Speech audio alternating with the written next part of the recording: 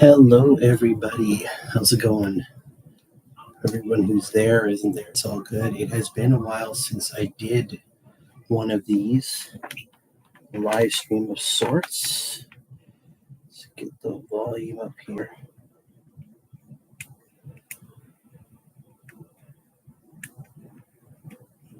Mess around with that a bit. There we go. Get that all taken care of. Oh, shit. All right, there we go. All right. See, it's been a while, so I thought I would hop on here and just see, kind of update things, have a quick chat. Lots of crazy stuff has happened. I've been trying to get back to the hobby a bit. It's been a bit rough lately, but now the summer is here. I'm going out and doing summer things. I was out doing stuff with the family and the kids. We went all the way up to Sudbury, which is fantastic. Quite a hike from where I live, but it was a lot of fun. Saw family. Got to go and take the kids to a bunch of cool, sort of interactive, sciencey cool stuff there. That's up there. There's a place called Science North. We had lots of fun with the kids at a place called Dynamic Earth, where you actually have to go into a now non-functioning mine. You get to go through a mine, which is really, really cool. I felt kind of dwarfish doing that, A mine, they call it. But so I've been doing a lot of that. Also been trying to shake off the hobby blah. That's been kind of going around for me. I've been messing around with getting my Black Templars. We'll talk about that a little bit later. I have my old school Black Templar army that's sort of been stagnating in storage for years now, many, many years. And I decided it was time to update it, at least try and get a little bit more fun out of it before it officially becomes defunct whenever a new codex comes out. And is I have a number of, actually got some right here, these old school, firstborn Black Templar guys. So it's a bit hard to see. Wrong way. Got a cool Black Templar there. Got some Power Fists. Got the old Black Templar upgrade sprue to it that came out decades ago now. I thought I'd rebase them. So I did. I rebased 15 initiates, Black Templar initiates, so your mainline guys. And some of them are Sword Brethren. They're the ones with the Power Fist, just more with the power weapon. And I also rebased my scratch built Emperor's Champion. Obviously, then there's a new model, and mine's still, firstborn size. It's not the new one.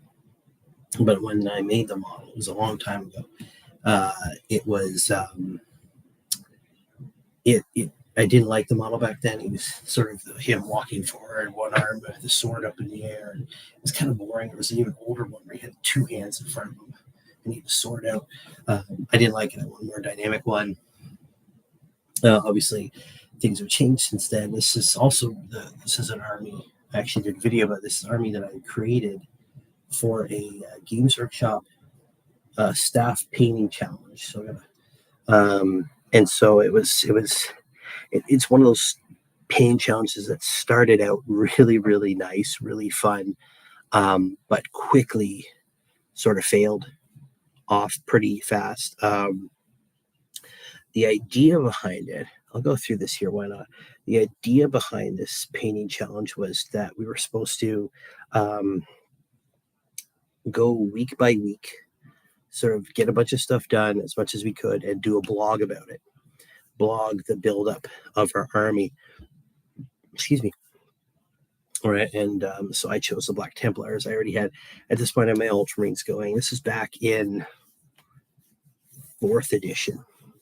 Yeah, 4th edition when I was working there. And so I'm like, Black Templars, it's not a difficult army to paint. This is my first major challenge I'd ever really done in my life, and so, but I took my time. So each one of these guys was I primed black, and then I did a dry brush over top, and then I went over it again with a wash back in the day, so that the highlights wouldn't be sharp. They were kind of faded in. It looked a bit more natural. So it took some time. Also, a lot of these guys have bits, obviously, from the Black Templar upgrade sprue, but because I was working in Games Workshop, I could get bits really, really cheap. So a lot of them, for instance, this gentleman here, his bolter arm is from Iron Hand's upgrade sprue. So it's metal. So his hand is like fused right into the gun. This one here has the head from that the Iron Hand's upgrade. I say sprue, but it wasn't sprue. It was actually it's all metal. So he's got the hand from it. He's also got the one arm there, and the other arm, the bolt pistol arm, the power fist arm are from the upgrade. A number of them are also these older armor sets. I could buy them all mass, which is really, really nice. So again, he's got an old school power armor, Heresy era stuff, but he's also got the Black Templar stuff. And some of them are like fully from the upgrade sprue. So he's got every bit of them. The torso, the head, the bolt pistol hand, the chainsword arm there are all from the Black Templar sprue. So I actually started doing that. I have a whole bunch of Terminators too. I had 10 Terminators in total, 5 Assault and 5 of the standard Terminators, although I haven't rebased, well, I didn't rebase the Assault ones. I painted them up to match the black trim on these.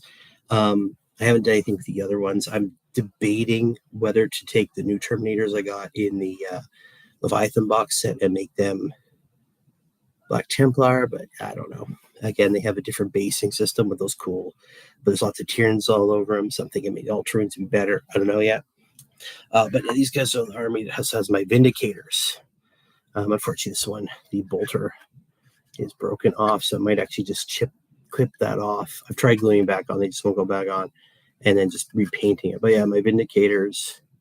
I got 2 Vindicators in the army. I've got a Rhino, which I should have brought up, but it's cool. I added some extra stuff to it. I added some, obviously some stuff from the Black Templar upgrade sprue. They've got some tank stuff you can put on there for Black Templar insignias. I actually got a towing cable off of from a colleague of mine, some bits, so I threw it on there. And I took one of the I guess rams from the Chaos Space Marine Rhino set and put that on front there. It just made sense for the Black Templars to have like this ram on it. They're always about getting into close combat, righteous fury in the enemy's face. So it made sense to throw it on there. So yeah, all together now. But I do guess, anyways, it did start out really well. The set and the challenge. I think the first 3 weeks was going really well. We were painting stuff up, we were getting stuff done, we were putting stuff out there. And then unfortunately, I'm not sure where it was across Canada. One of our fellow Games Workshop staffers built a whole Tyranid army. And get the whole thing done up. Now, the basics where it had to be 3 colors and based, which was at that time sort of the gaming standard. If you want to have an army in a Games Workshop store, it had 3 colors a minimum and had to be based. Well, he took that as a challenge, and it was basically an army that was pink, white, and red. It was 3 colors. It was not very, and it was based, but it looked like it had been based with like PVA glue and a little bit of white in the PVA glue. I guess it was supposed to be a snow base, but it just looked like globs on all the bases. It was smooth. Anyways, he finished it. Oh, I finished it first. And we're all like, okay, but it's it set the bar really, really low. And it kind of just petered out. Everybody like, okay, well, if that's the bar, like, why am I going to waste my time? The rest of us finished it. We did a few more. We started all breaking up throughout it, going, okay, well, I didn't do it this week, but I'll finish the rest tomorrow or next week, and I'll put it up. And we did, but that guy just killed the whole luster of this cool challenge we could have done, right? So, it's cool. So yeah, back to why I did this. I decided I want to hopefully get a game with these in. It's a close to 1,000-point army. I want to get a couple games in if I can somewhere over the next couple weeks or months or whatever, and just have some fun games just before, because I know when the new codex comes out, anything that is not new is gone, which means that my Terminators will be gone the way they are now. Will be the new ones. I mean, it's sort of a trade-off. It's the same thing, but all my Crusader Marines will be gone. my Rhino will probably be gone. Be very shocked if a Rhino makes it into the new Codex. I have a feeling that that'll probably be gone. Although the new Codex might not even the Rhino, the option itself will stay. The Vindicators will be there, but it'll be all the new stuff, the new Crusader squads, the new Sword Brother squads, which are really cool. And I've been highly tempted to get a new Crusader squad just because it looks cool. That new combat patrol box has been really speaking to me. It looks pretty cool, right? You have a Marshal in there and a Crusader squad, I believe, 5 intercessors and one of their new transports. That the name escapes me right now. I'll look it up because I don't want to feel like an idiot.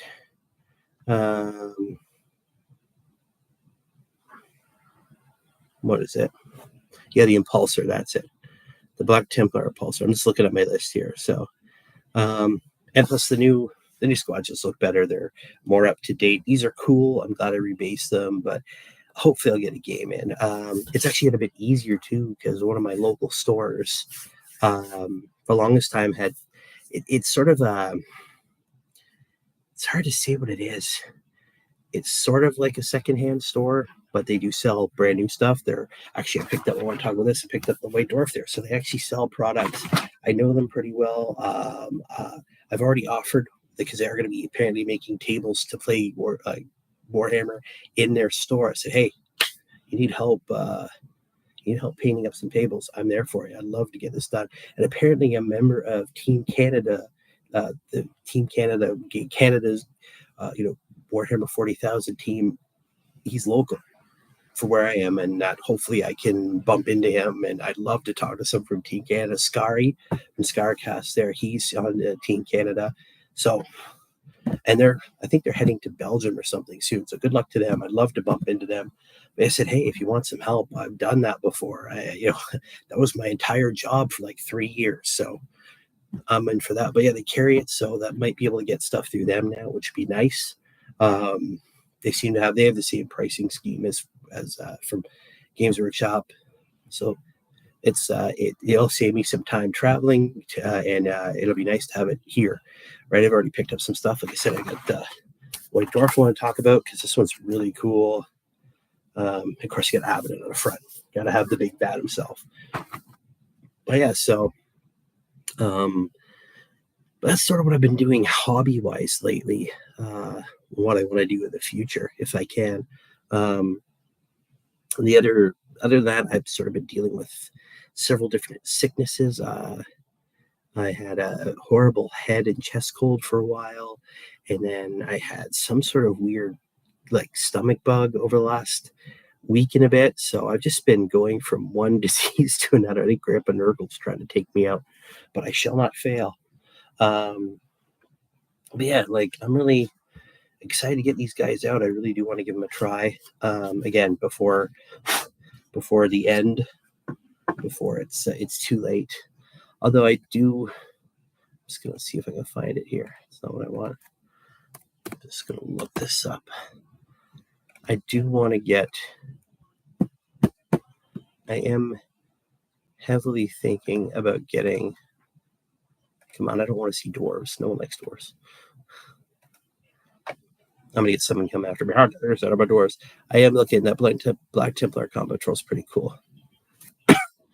But I'm also thinking maybe getting the Black Templar Castellan looks nice. The Sword Brethren look cool. I don't know. If I think I may just go for a Primaris Crusader squad to start. Got a nice mix of the Sword Brethren in there, a bunch of initiates and neophytes. That's pretty cool. But that's for later. But yeah, so some other cool stuff. I've been having ideas. And those ideas are dangerous because they make you think about stuff. It makes you scared and you don't want to do it, and you shut your own ideas out. Shutting out your own ideas is never a good thing.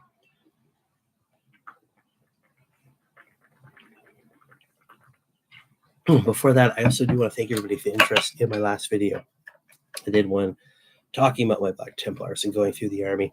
Now, a lot of people have liked it, so and a lot of people viewed it. So thank you very, very much, guys, for everything on that end. But the idea is I've been looking back lots of cool stuff's coming out now, and I guess it's a there's obviously a massive wave of nostalgia right now.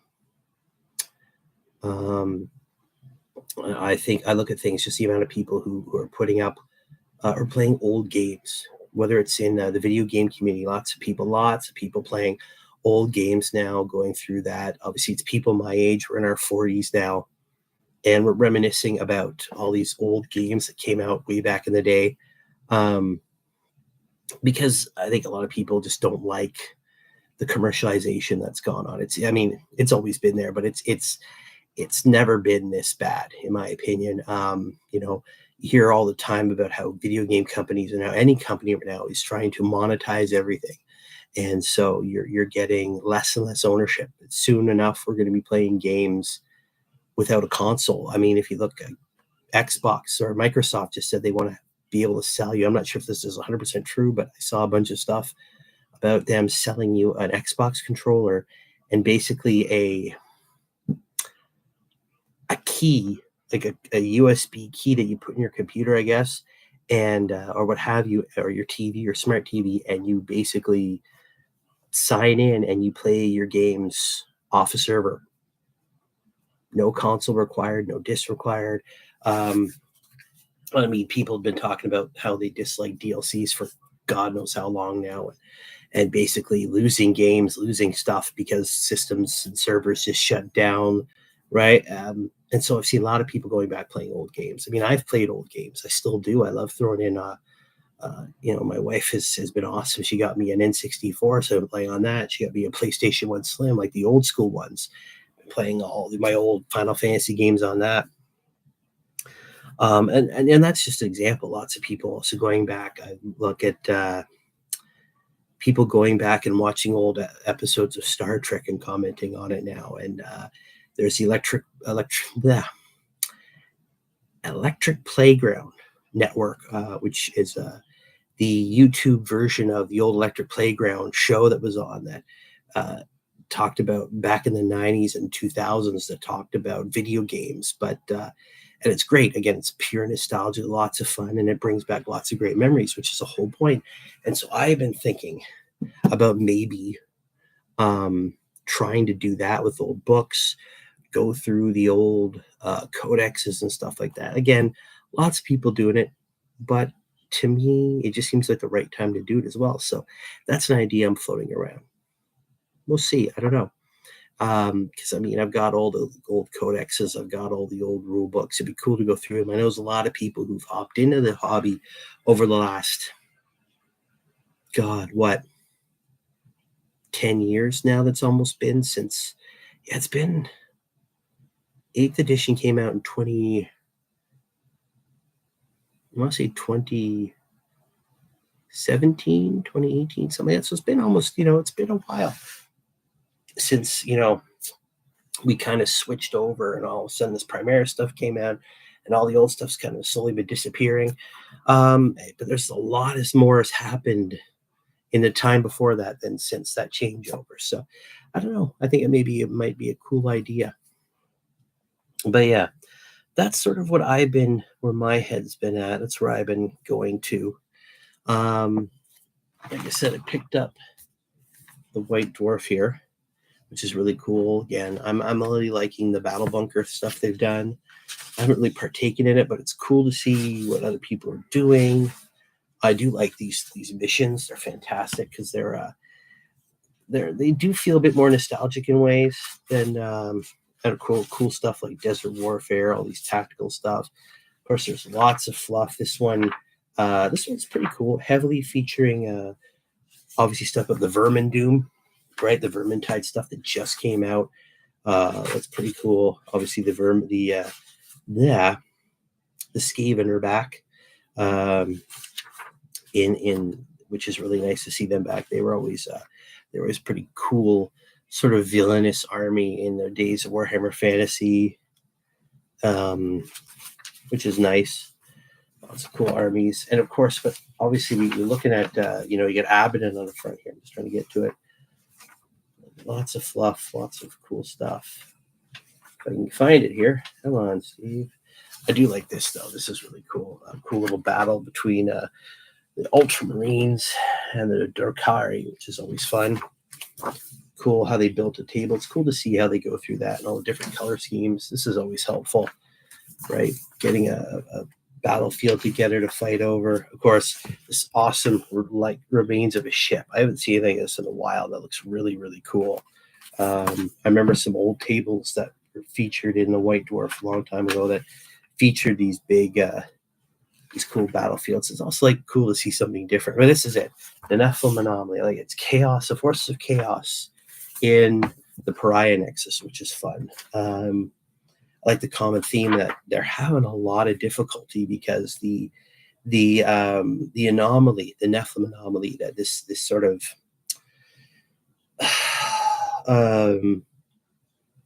it's like this stilling effect that they call it the stilling, actually. I'm seeing here. Just it sucks the life force out of stuff. It also blocks chaos, which is a big problem. So you have, Abaddon's people are having trouble. The word bearers are having trouble because they go in and they can't summon demons well.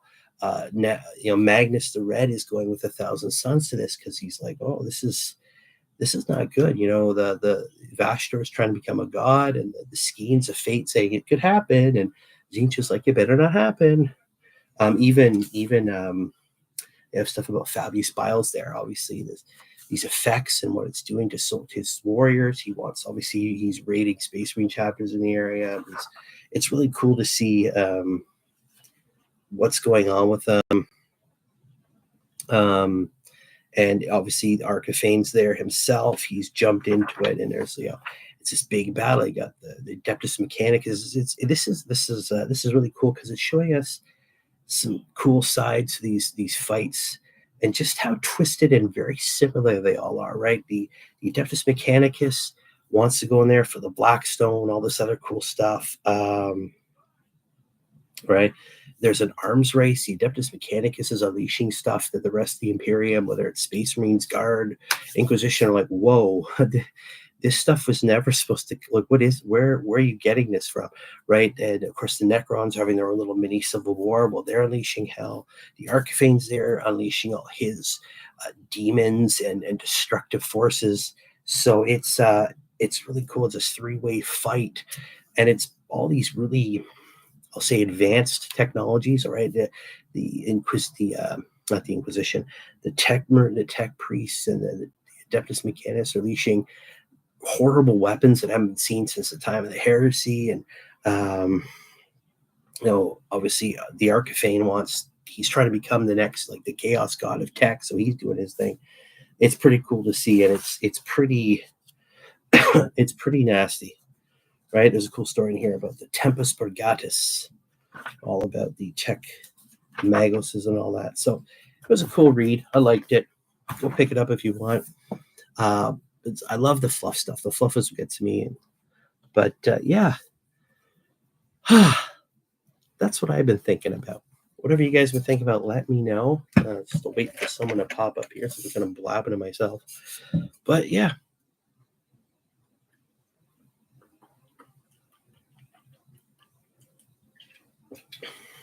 That's sort of what I've been doing, what I've been going through.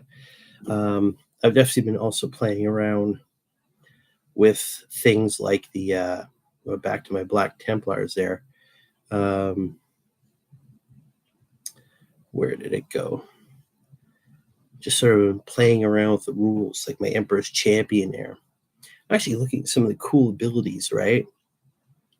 Obviously, like the Black Sword, so you can either... It's just some of the cool stuff, because I've been staring at my Ultramarines and all the different things I can do, and all the there's lots of cool stuff. But the Black Templar stuff, they really did well with this, because a lot of it is exactly what the Black Templar should be, right? Like, you look at the Emperor's Champion, it says Black Sword. You can either do a strike or a sweep. If you take a strike, you get precision on there. You get 6 attacks of strength 8, AP -3, 3 damage. That's pretty cool.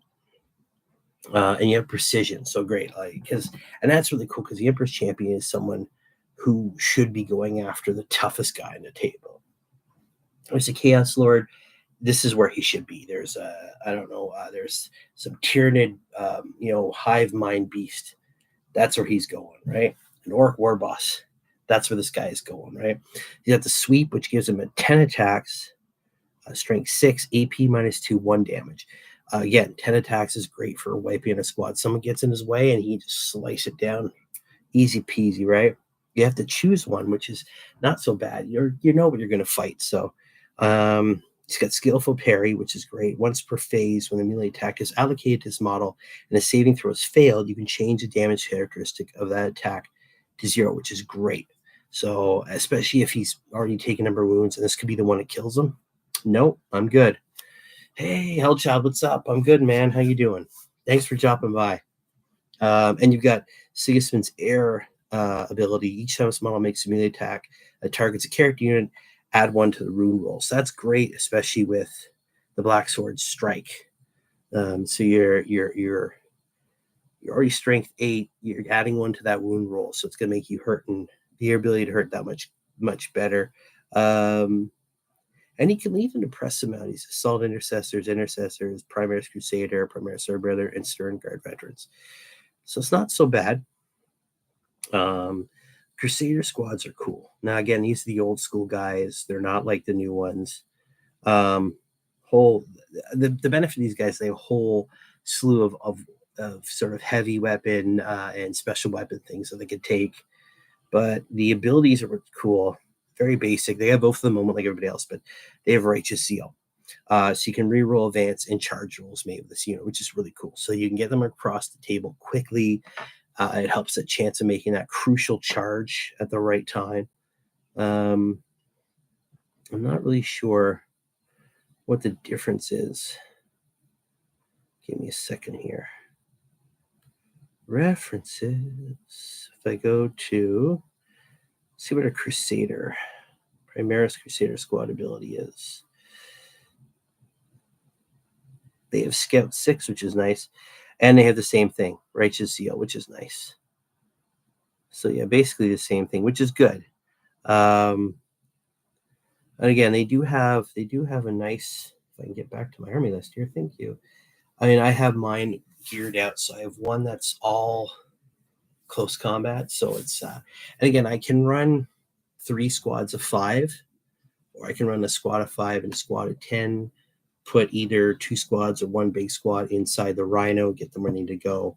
But I have one that's all close combat. So I got a power sword, a flamer, and 3 chain swords in there. So it's a good chunk. It's made to get up close, which is, again, these are older squads that I built a while ago. So they're designed for an older style of game, but I think it'd still work. I have one that's all bolters right now, and I can mix those one together. And this one I have in front of me, the one I brought up, has 3 bolters as a bolt pistol chain sword, and then the gentleman here with the bolt pistol and power fist.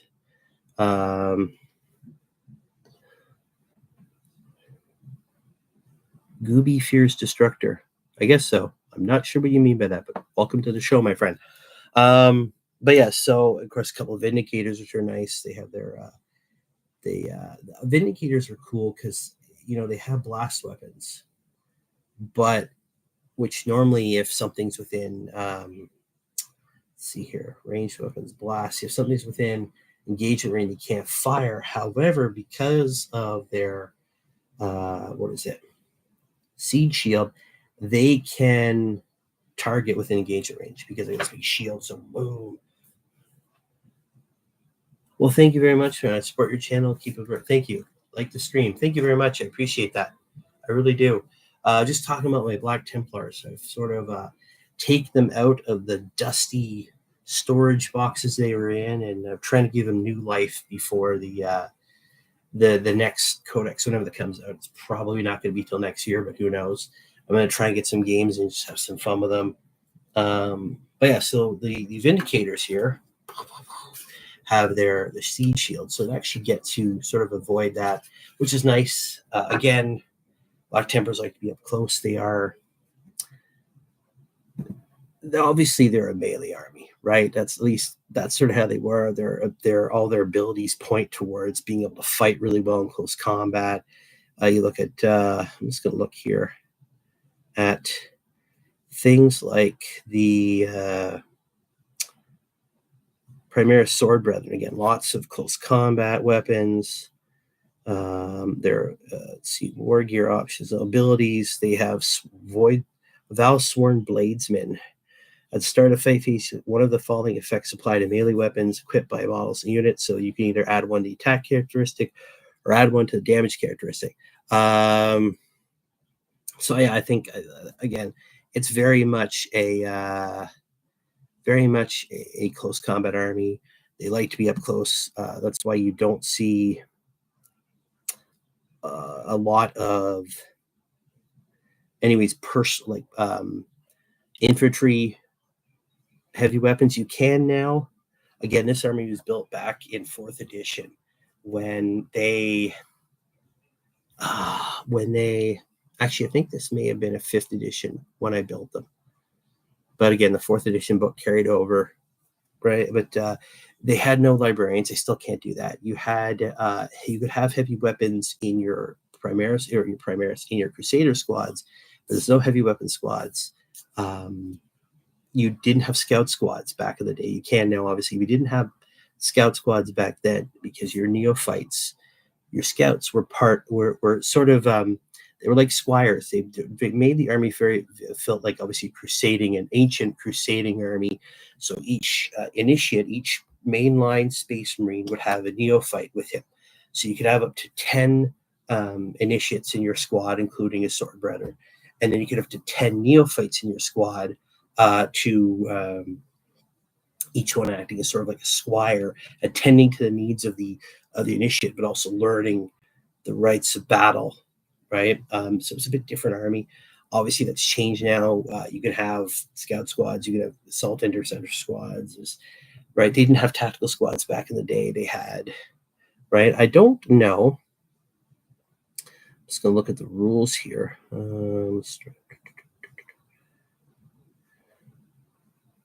I'm not sure. Let me just look up the.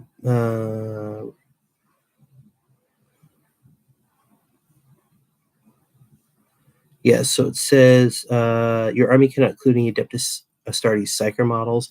The Black Templars don't like Psykers. The whole Horror of the Witch thing, they do not like them. You cannot include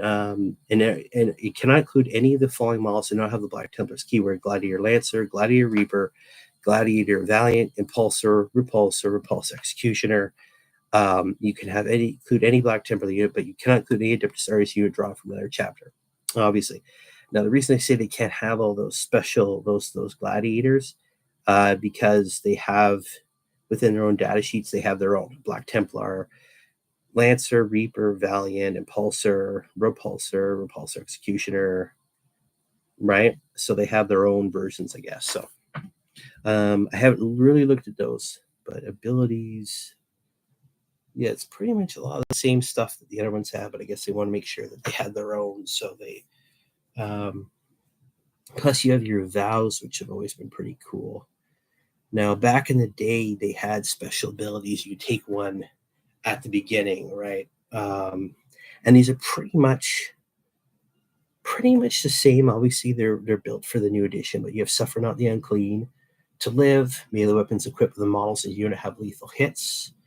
So at the start of the first battle round, select one of the 4 Templar vows before to be active for Adeptus Astartes units from your army until the end of the battle. So the first battle round, you gotta go, okay, what am I up against? What vow do I think these guys are going to be taking?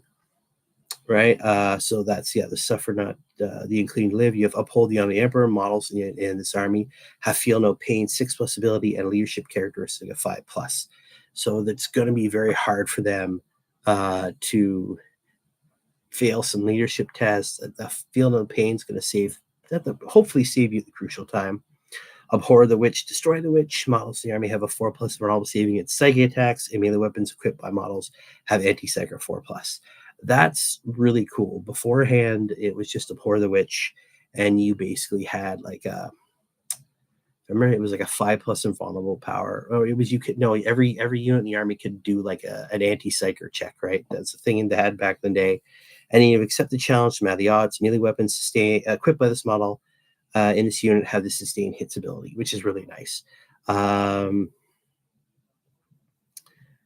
Yeah, so it's really cool. I like it. I think it's cool, and the lore behind it. They have the eve of battle, the warriors of Black Templars Crusade gather together to be led in prayer and contemplation by their chaplains, and their righteous seal, united in their hatred of the foe. They swear a mighty vow to uphold in the battle ahead. So it's pretty cool. So hopefully I can have some fun with these. I'm hoping to get a game in sometime. It'd be nice, but yeah, have a cool battle. Get them on the battlefield. Hope probably get destroyed horribly. I haven't played a game of 10th edition yet. I know, much to my shame, it's been out for like a year now. But that is life sometimes. I'm hoping to get in. I got a little work to do. Vindigators. I'm going to try and get these bolters back on, but I think the breakage is too bad, so I'll probably just clip it off, paint it black, make it blend in a bit. No, I'm glad to get these Vindicators out. And hopefully, depending on how I feel about it, if I do get some games out, if I can get, I might try and sort of rebuild this army with maybe a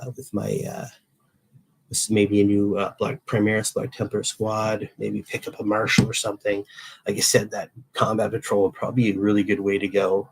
Get myself a Marshal, get myself a Primaris Crusader squad, some intercessors, and an impulsor, right? Because right now, the way this army would function, obviously the Vindicators would be moving up, getting into some close range fire support, clearing off objectives so that either two 5-man squads or 10-man squad and the Rhino can start charging forward and grabbing objectives. And the other 5-man squad, the Bolters, would probably hang back and hold objectives, try and lay down some cover fire. The Emperor's Champion head right now does not really go with anybody. Obviously, it's a model that is older, but it doesn't go with the squad, so he'd be running around on his own. And the Terminators, they're assault Terminators, and they're armed with the Sword Brethren has the Twin Lightning Claws, and the rest have the Thunderhammer Storm Shield. So they probably deep striking in somewhere, try to mash up, kill as much as possible, clear lanes for the Crusader squads to rush in and try and grab some secondaries and try and capture some of the primary squads as well. Now, these units, from what I just looking here, obviously they're a bit different. If I go references. So yeah, if I took, just trying to see here, if I took Intercessor, see the Intercessor is probably good as well, as if I can find them here. I mean, they have the abilities, they have the objective secured ability, which would be nice, right? Because my squads don't have it. They're not about staying on there. You clear it, you capture it, and off you go, right? They're melee, they're just about slaughtering. So that 5-man squad may hold back and hold objectives while I'm trying to gain secondaries and just kill as much as possible. And that's what the Vindicators are good for. They get the big blast. I want to say template. It's been that long since I played this army. I'm still using blast templates, you think, but they have the blast rule. That, they can kind of hit harder the more models there are. So that'd be good for clearing out bigger models and even hurting some stronger stuff. Yeah, I don't know. I'm going to try and build it up. I may even just start with a new Black Templar model. I don't know. I have a feeling that the best way to go would probably the combat patrol, just because I'm just going to take a look at it here. I know you can't see it. I'm working on that. I'm trying to. It's been on my to-do list forever, getting the whole screen share thing going. Yeah, because it's got an impulsor, which would be nice to have to get things across the field. Got 1, 2, 3, 4, 5. It's got 5 initiates. 1, 2, 3, 4, 5 initiates in the Sword Brethren, and 4 neophytes, which is nice. And the 5 intercessors and Marshal. The Marshal would be pretty cool. He looks pretty cool with the power sword, the plasma pistol. The intercessors there to hold back objectives. That'd be cool, right? The other thing, again, thinking back, I always like looking back and looking at old rules and like I said, I'm trying to. There's a stream to this consciousness, this conscious stream I'm gonna throw you. Looking back, like I said, looking back at past stuff and seeing how things have changed and going like, how can these things stay around? I mean, how many people have like tactical squads? Just tons and tons of tactical squads that are eventually just going to end up in the refuse, maybe get throw in the rubbish, throw in the trash, whatever. We'll start collecting dust. How do you fix things? Like, how do you make them last a bit longer? And to me, that this simple fix, and this is one that Games Workshop's maybe looked at. I don't know. You can tell me I'm wrong if you want on this, but the simple fix to make things like tactical squads, or even all these old Crusader squads, or anything that is old, is fix the bolter. Bolters used to be feared back in the day, and for those of you who haven't, who've only played since 8th edition, when they changed the whole damage dynamic and AP, they used to be Strength 4, AP 5, right? 5, that's awesome. No, which meant back in the day, anything at a 5+ save or worse didn't get an armor save against it. That's cool. Obviously now the bolter, from what I remember, again, I apologize. I gotta keep looking at this stuff. I used to remember this stuff so well back in the day. But if I go for a straight up bolter, it's 24 inches, 2 attacks, hitting a 3+, strength 4, AP 0, 1 damage. The thing you can do now, the easy fix, is just give bolters, all bolter guns, an AP -1. Your basics, right?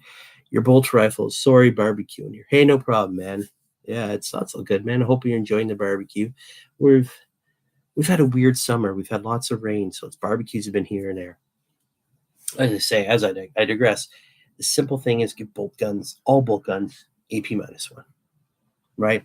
There is enough of a difference from the bolter rifle that the bolter rifle for, say, intercessors or what have you can still do that with no problem. So if I go, I'm just going to look at intercessors here, just to make sure I get this right. Hate to give bad information. But if I go to my intercessor squad, all right, we have the bolter rifle, right? It's 24 inches, 2 attacks, strength, it hits a 3+, strength 4, AP -1, damage 1. It also has assault and heavy, which definitely would give it enough variance from a standard bolt gun, because the intercessors can either stay back with the heavy and they're essentially hitting on a 2+, which is great, or they have the assault, which means you can move them up, do that extra move, and still fire away, which gives them enough of a difference from, say, a tactical squad or a Crusader squad with bolters, right? The intercessors are there to move forward. They can do it all. They can stay back and plug away. They can move up and still be effective. And it makes the tactical squads and squads like this have that sort of a mid-range support unit. They're there to just fire away, pick a target, and blast at it. You've got special weapons, so they can move up like flamers. You can give them access to some nice, devastating close combat punches with power fists and power swords. And they can also stay back and fire long range with heavy weapons, but it does give them that unique perspective, being that mid-range support unit. Your intercessors are flying by you, your assault intercessors, your Crusader squads, whatever you want, but they are... so it gives that option, and it does separate. I think all bolt guns should be AP -1 back. Even storm bolters should be AP -1. Bolters used to be scary. That was a thing. You had things where people would charge on orcs. You'd blaze away bolters, and a lot of orcs died. Now, not so much. Obviously, Games Workshop wants to sell the new stuff. That's why the rules favor the new stuff and not the old stuff. But I think a blanket AP -1 on all bolters, it would help Legionnaires too. How many Legionnaire squads do you think people aren't getting because, well, their guns are okay, right? I think I want to do an Iron Warriors, but Loyos Primaris at the same time, do 30k Iron Warriors. That's cool. There was actually a lot of Iron Warriors that became Black Shields during the Heresy because they didn't want to betray. There was a ton of them. There were World Eaters, Thousand Suns.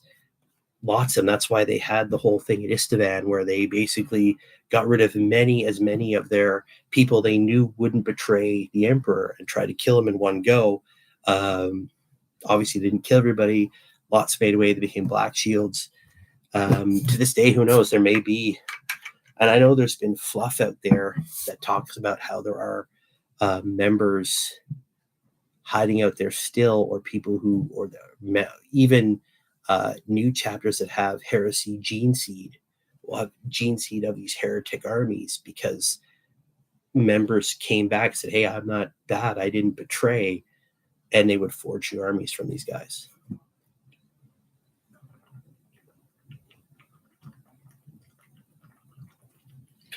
Plus Perturabo. I gotta say, Perturabo's probably my least favorite Primarch. Not to put I go for it, man. I'd love to see Iron Warriors as loyal as Primaris.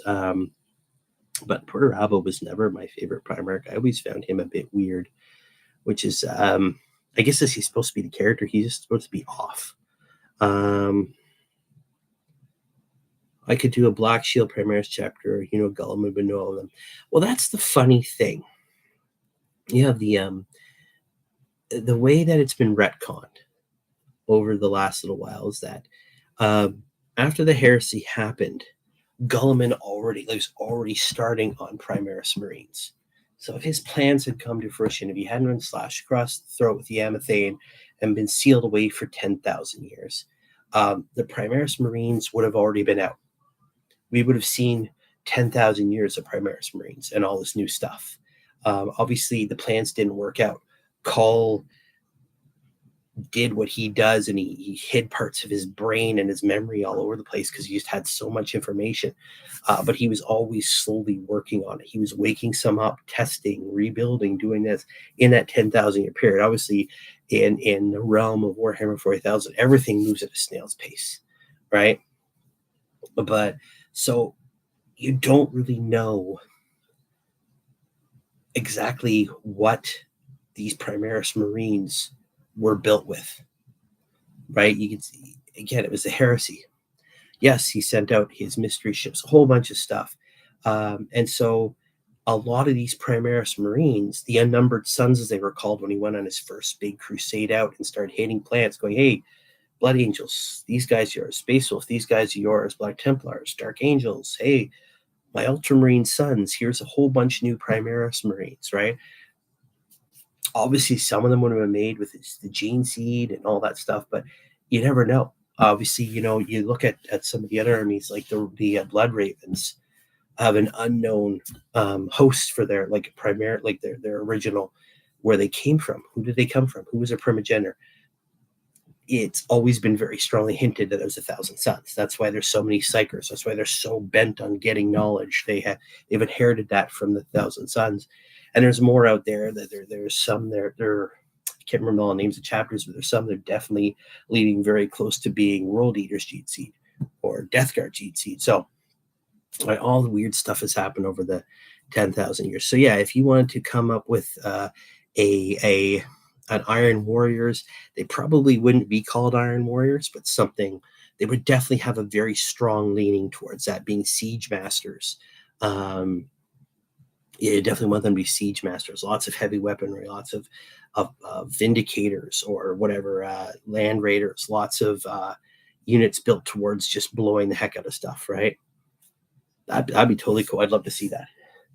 Yeah, the Iron Legion, you could call them that, right? I mean, you have the Iron Hands, right? So, and again, that's another cool thing if you want to talk about that. Some of the stuff that comes out in some later books is that basically the reason why you have so many Primarchs is that they were redundancies for each other, right? They were if along the way the plan was the ultimate plan, the hopeful plan, the everything sunshine and lullabies and rainbows plan was that the Emperor would fulfill his great crusade. He would save humanity. He would build his own webway. Humanity would be separated from chaos, and he and his sons would live happily ever after. Of course, being the bloodthirsty, pragmatic warlord that he was, he knew that along the way he was probably going to lose some. Some would die somehow. And obviously, some of them died pretty badly during the Horus Heresy, but or at the end or even after. But yeah, he always assumed he was going to lose some, and so that's why you have ones like Dorn and Perturabo, both siege masters, different in their own way, but at the core, both about implacable siege, whether it's withstanding or causing one. It was about the siege, right? Yeah, and so there's a bunch like that. They're all very, very similar. So, yeah, I'll have to do some research for a good name. Yeah, go for it. The Iron Legion's pretty good. Yeah, God, and that's actually the beautiful part. One of my favorite parts of building an army is coming up with your own name, right?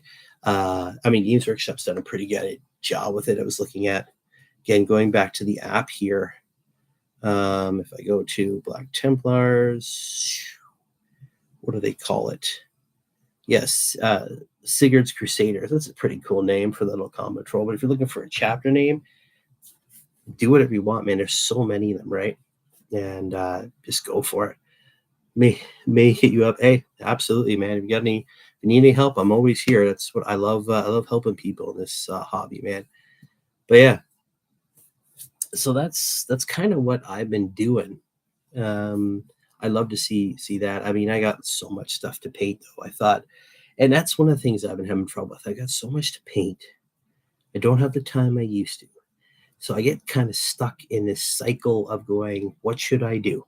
And I end up doing nothing. So I thought, you know what? I have these Black Templars. I should probably rebase them and just try and take him for one more spin. Just try to take him for one more spin and see what happens. And I really hope to, like I said before, there's apparently someone from the Team Canada who lives locally to me. Team Canada, they obviously big time go out and play these world tournaments around the world, major ones.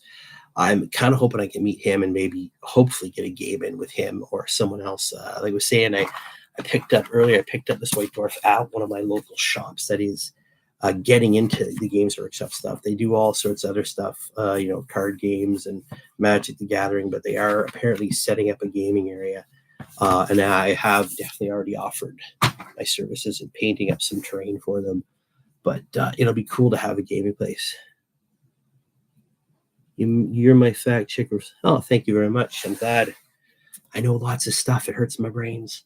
Oh, but man, there's so many facts out there. I from time to time, I have to go back. I go to online and fact check myself because there has been so much fluff and so much story and retcons and everything.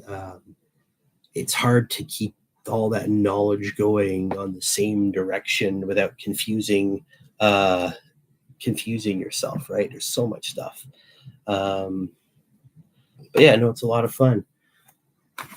Right now I'm also trying to come to terms with the fact that Games Workshop, the company itself, has sort of started. It started pricing me out. So I don't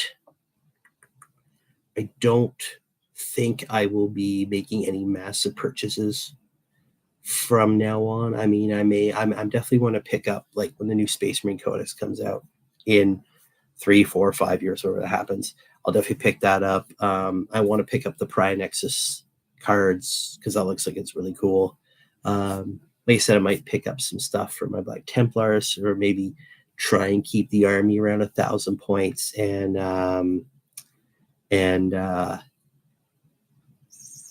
try and keep them around 1,000 points, have some fun with them. 3D printer Grober. Unfortunately, right now, that is not within my realm of purchasing either, nor do I have room with it. I got family. I think I was in one of my other live streams that were cat sitting my brother-in-law's 2 cats. So they're sort of all over the place. One of them's playing with his toys right now off screen here. I definitely am going to think about hitting people up for it to 3D print maybe some tanks or something. Although I'm sort of a traditionalist, I like having the Games Workshop product. It's fun. I like having it. I mean, I have very strong ties to not Games Workshop itself, although I did work for them several times, but to the game itself. I understand the time, the energy, the resources that go into making these games. So I even if I'm not a huge fan of what Games Workshop's done over the last few years in terms of their trying to make people panic buy and I'll never have a fully painted printed figure. Yeah, but again, that's why I've rebased them, right? That's why I'm trying to get some more life in them. That's why I did a bunch of stuff where I took old models and I've changed them up. I have that squad of that I'm using now as a Vanguard Space Marines with jump packs, and they went from being um, company command squad to company champions to being an assault squad. Obviously, when assault squads went away, and then now I use them as Vanguard veterans with jump packs. So just trying to stretch out the life of these models because I can't be dropping 75, $80 on a bunch of brand new squads every time Games Workshop goes, hey, we're updating. I mean, there's nothing wrong with that. It's a business, obviously, but yeah, I can't afford to do that every time.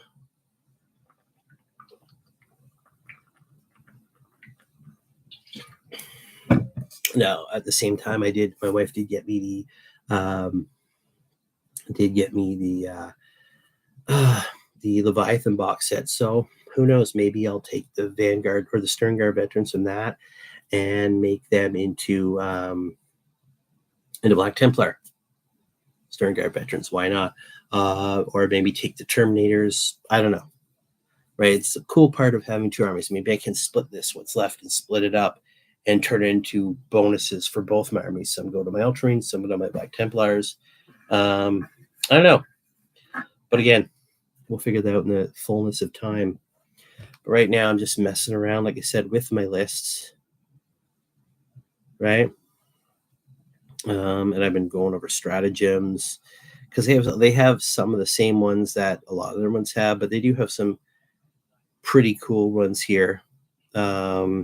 Some of them, obviously, they have ones that I mean, they've got Armor of Contempt, which is nice, which cuts down the damage output or the AP. Crusader's Wrath is a nice one.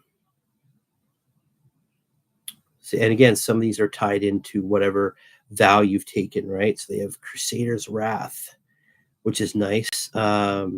So it's fight phase. One Adeptus Astartes unit from your army is not selected to fight this phase.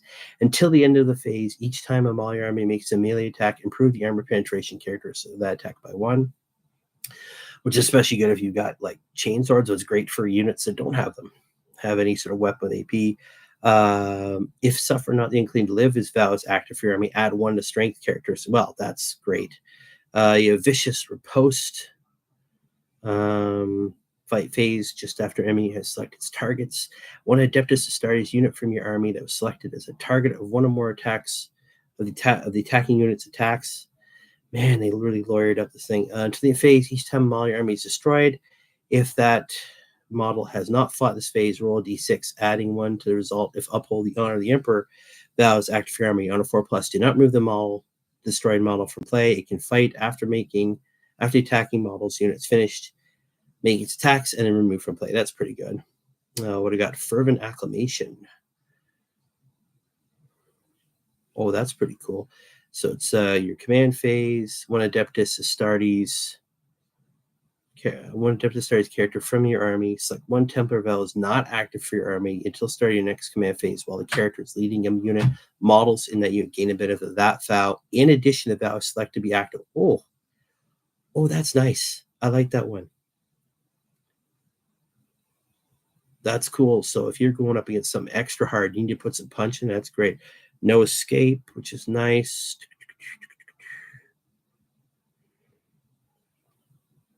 So opponent's movement phase when enemy unit is select to fall back. 1 Adeptus Astartes unit from your army is within engagement range of enemy unit. Roll a 1d6, adding 1 result if accepted any challenge odds vow is active your army. On a 4+, the enemy unit cannot fall back this phase, must remain stationary. Ouch. Otherwise, the enemies can fall back. Ooh, that's nasty. And if it does fall back, the model's not must take a desperate escape test. That's cool. Yeah, a great way to tie up an enemy unit. Ooh, and then devout push. Unit can make a normal move up to D6 inches, but must end that move close to enemy unit that just shot. So it's okay. It's after your opponent's shooting phase, just after the enemy shot. One tip to start is unit from your enemy that had one or more of its models destroyed as a result of attacking unit's attacks. So you get to move up a normal D6, but you have to move closer to the unit is shot. If Abhor the Witch, destroy the witch vow is active for your army, you can make a normal move up to 6 inches instead, but must end that move either close to enemy unit, a dish shot, or close to the closest psychic unit. Okay, that's cool. That's old school. I remember there's a really crazy special rule back in the 4th edition Codex of Black Templars, 4th, 5th, as long as it lasted, where you if an enemy unit got shot up, took any casualties, you had to do leadership tests. If you failed, you didn't fall back, you charged at the closest enemy. I mean, charged, you moved, I think it was D6 inches towards the enemy, closest enemy unit, right? So it basically meant that if you were getting damaged, you just kept moving. It was actually really cool. It was the downside is that if you were losing people as you went, but you got shot, you went, oh, you shot me? I'm going to after you. It obviously did have a dark side, a downside if you're trying to head for an objective or you're trying to head for, say, cover. The downside was that if they just had to do a couple wounds and all of a sudden you're going this way, went this way. It's like, I needed you here, now you're over here. So, but it was really cool to have. I like that. That's a cool special role. Let's take a look at enhancements because let's see here. We got Perdition's Edge. It's an axe. Improve the strength and armor penetration characteristics of the bear's melee weapon by 1. That's pretty cool. If Suffer Not Enclave Live vows active army, add 1 to attack characteristics as well. The Witch Seeker bolts. Bear's range weapons have precision, anti-psyker, and devastating wounds ability. Ouch. If Abhor the Witch, destroy the witch vows active your army, each time the bear makes a ranged attack, targets a second unit, you can reroll, hit roll, and you can reroll wound roll. Ooh. You have Sigismund's Seal. That's pretty cool. Improve the attack characteristics of the bear's melee weapons by 1. While the bear is the unit, if you accept the challenge, the amount of the odds spell is active. Each time all that unit makes a melee attack, a successful unmodified hit roll, 5+ scores a critical hit. So yeah, both my boys have armies, surplus army subs. They do. I have and you have Tannhauser's Bones. All right. Each time attack is allocated to the bear, half the damage characteristics of the attack while the bear is the unit. If Uphold the Honor of the Emperor vow is active, models need to have a feel no pain 5+ ability. That's cool. Marshal Tannhauser was martyred at the hands of Black Legion at the decisive battle of Rutger's Reach Crusade. His bones, encased in small reliquaries, were distributed amongst the warriors of that crusade during the victory sermon. Each is a potent reminder of duty and the expectation placed upon every Black Templar. That's not bad. That's not bad at all. Yeah, that's cool. But yeah, so that's kind of what I want to chat about. If anybody else has anything they want to chat about, I've sort of said my 2 cents, right? And I know if you guys missed it, I have been looking at, I know because I find myself rather nostalgic nowadays in my advanced age, getting old now. I've been looking at lots of stuff, whether it's, lots of people out there playing old games. Lots of people there commenting on old shows, old movies, old videos. I don't know if you guys remember the Electric Playground. It was a big show for me when I was younger, back in the late 90s, early 2000s. It's how you found out about video games and how they they talked about the ups and downs of a video game, not based on any sort of social whatever like they do now, but actually on the merit of the game, which is really cool. Well, they started playing all the old videos again, all from the TV show back in the day. So I still follow them on YouTube now, but it's cool to see all this old stuff. I've been thinking of maybe starting to do that myself and going through old codexes and rule books and sort of just going over the old stuff. Make sure it's not forgotten in the haze of all the new stuff that gets thrown at us in such rapid succession. I actually, at one point, and I did this, and I might try this some more. I put a whole thing together. I probably did it rather amateurishly. I not not ashamed of that in any way, but I tried to create. I remember old shows on like local cable. We have, here in Canada we have Rogers, and back in the day, and they still do it. They still have their own Rogers channels, but these old shows. There's one called 10 Forward. It was on like local cable somewhere in like Toronto, and they talked Star Trek, and they had a whole set. They were dressed up in their Star Trek get up. I'd love to do something like that for Warhammer 40,000. I tried to put something together. I never heard back from them. Never ever heard back from them. They probably get a million. Well, it's probably way over exaggerating. They probably get hundreds, maybe thousands of these things every day or every month. God knows. But it'd be kind of cool to try and get a little stage thing put together, and take emails and like live stream phone calls or whatever. You know what I mean? The old show was they take phone calls and people would ask questions and give their opinions, and they talk all things Star Trek. I'd love to see something like that. Not a live stream like this, but like, again, it's a whole nostalgia factor. I think it'd be cool. Would it fly? Probably not. Would people tune in? Who knows, right? But I'd like it to be sort of maybe a positive experience. That's one of the other things why I want to go back and maybe look at the old stuff, because nowadays I'm finding more and more on everything.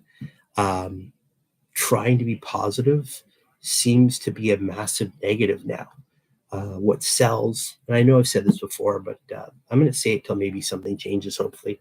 Maybe if I complain or nag at the universe enough, something will switch with the algorithm, and we can get away from clickbaity articles, clickbaity thumbnails about the end of the world and how everything's negative and everything's some sort of horrible conspiracy or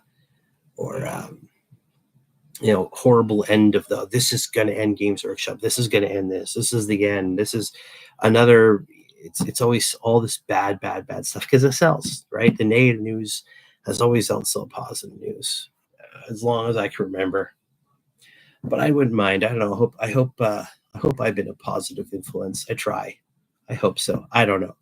But that's what I've mentioned it earlier before people were popping on there.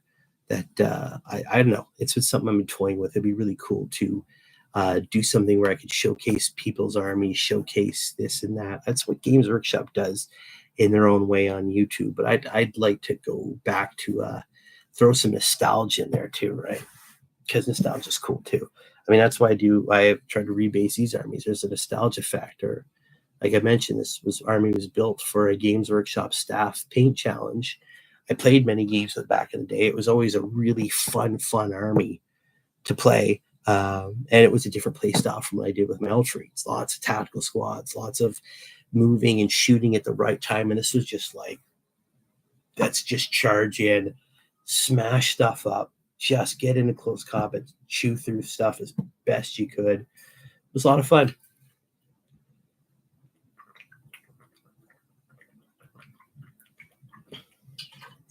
And I think I'm going to start wrapping stuff up. So thank you, Hellchild, for hopping by. And Dustin Noon. I hope I said that right. The real Dustin. Hopefully I said your name right. I hope I did.